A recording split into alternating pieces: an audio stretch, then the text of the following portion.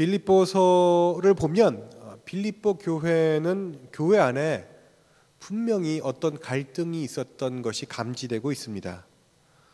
오늘 본문에서 사도 바울이 충고하는 내용을 가만히 봐도 그렇고 빌립보서 4장에 가서 보면 보다 구체적으로 내용이 나오고 있는데, 그것은 바로 교회 안에 유오디아라는 여인과 또 순두계라는 여인, 그 두 여인이 서로 갈등하고 있었지 않았나 하는 암시가 적혀져 있습니다.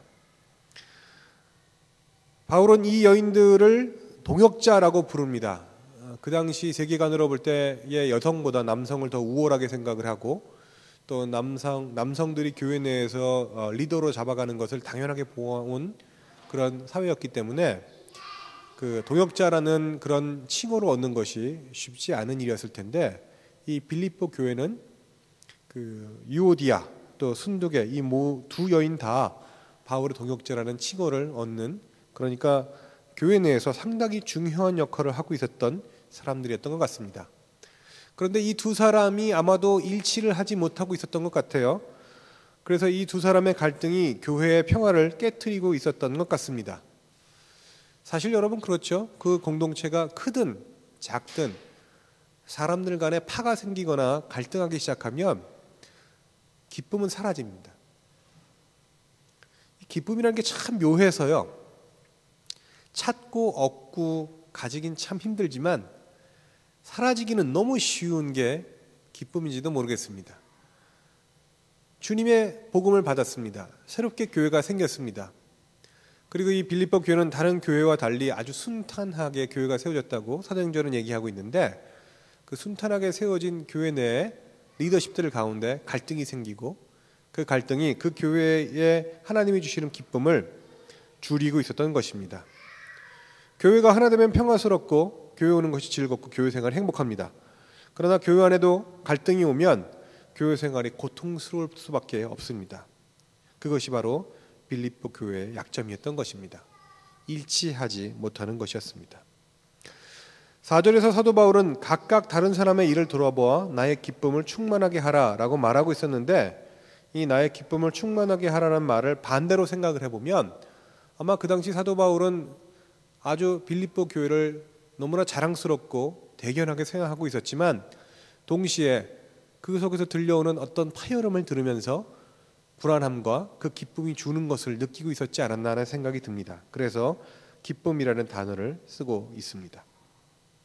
그런데 여러분, 우리가 여기서 한 가지 알아야 될 사실이 있습니다. 그건 뭔가 하면 갈등, 그 한 교회 내에서 어떤 사람과 다른 사람이 또는 어떤 파당과 다른 파당이 갈등을 일으킨다는 것은 사실은 거꾸로 보면은 그 교회가 건전하다는 사인이 될 수 있다는 사실입니다. 말이 참 재밌죠? 갈등이 일으킵니다. 서로 싸웁니다. 근데 그 싸우는 자체가 그 교회가 건강하다는 표시가 될 수 있다는 겁니다. 이해가 안 되십니까? 이해가 되실 수 있도록 설명을 해드리자면, 여러분 만약에 어떤 교회가 교회 자체가 갖고 있는 생기를 잃어버리고 그 힘을 잃어버리고 죽어가고 있다면 그 교회 내의 갈등은 절대로 일어나지가 않습니다. 왜냐하면 다들 교회 내에서의 삶에 의욕이 없기 때문에 그냥 알아서 하세요, 전 몰라요, 그리고 빠지지, 그게 아닙니다, 이렇게 해야지요 라고 얘기하는 그 힘, 그 에너지가 생기지 않기 때문에 그렇습니다. 여러분, 이미 마음이 떠난 사람이 그 교회에 어떤 일이 벌어지는데 무슨 관심이 있겠습니까? 조금 있으면 그 육신도 떠날 텐데요. 그러나 갈등이 있다는 그 자체가 그 교회가 건강하다는 사인인 것입니다. 그러나 그렇다고 해서 아무 일도 없다는 뜻은 아닙니다. 일치하지 못하는 것은 분명한 위험입니다. 왜냐하면 그 일치하지 못함을 통해서 싸우는 것을 통해서 갈라지는 것을 통해서 둘 다 죽을 가능성이 있기 때문에 그렇습니다. 우리 사랑하는 성도 여러분, 가정이든 교회든 사람들 간에 갈등이 생겨나는 이유는 무엇입니까? 오늘 본문은 아주 정확하게 말씀하고 계신데, 그것은 바로 겸손하지 않기 때문입니다. 사람들 사이에 왜 다툼과 싸움이 일어납니까? 겸손의 문제입니다. 공동체가 왜 하나 되지 못합니까? 사람들이 겸손하지 않기 때문입니다.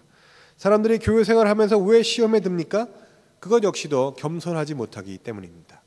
그럼 우리는 여기서 사도 바울이 말하고 있는 겸손이란 무엇인가에 대해서 좀 생각을 해봐야 될 것 같습니다.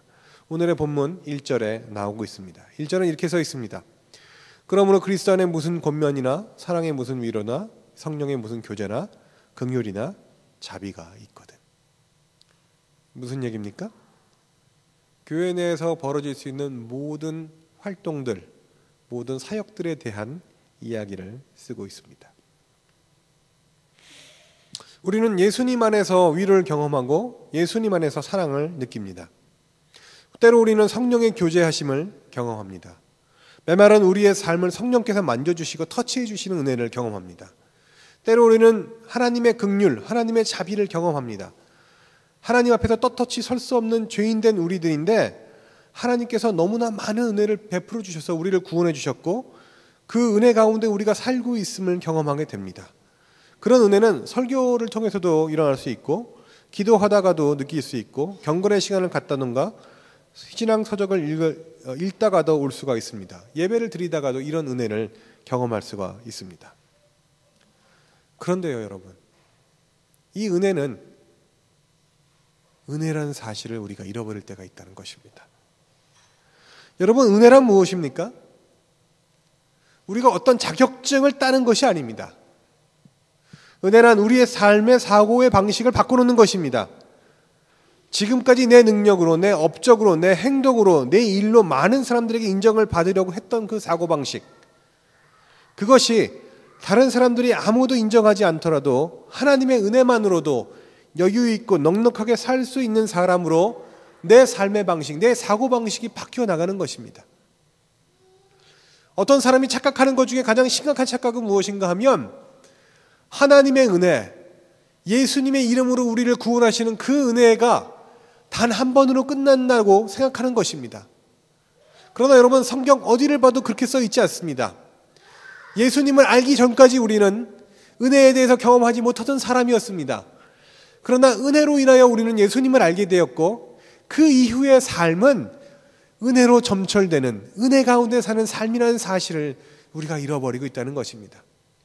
예수님을 믿게 되고 예수님을 믿는 공동체 안에 들어와 있음에도 불구하고 새로운 삶의 사고방식에 적응하는 것이 아니라 옛날 사고방식 그대로 다시 적응하려고 하는 사람들이 너무나 우리 주변에 많다는 사실입니다. 사실 근데 여러분, 이런 사고방식은 지금뿐이 아니라 옛날에도 똑같았습니다. 예수님께서 부활하셨습니다. 복음이 이 세상에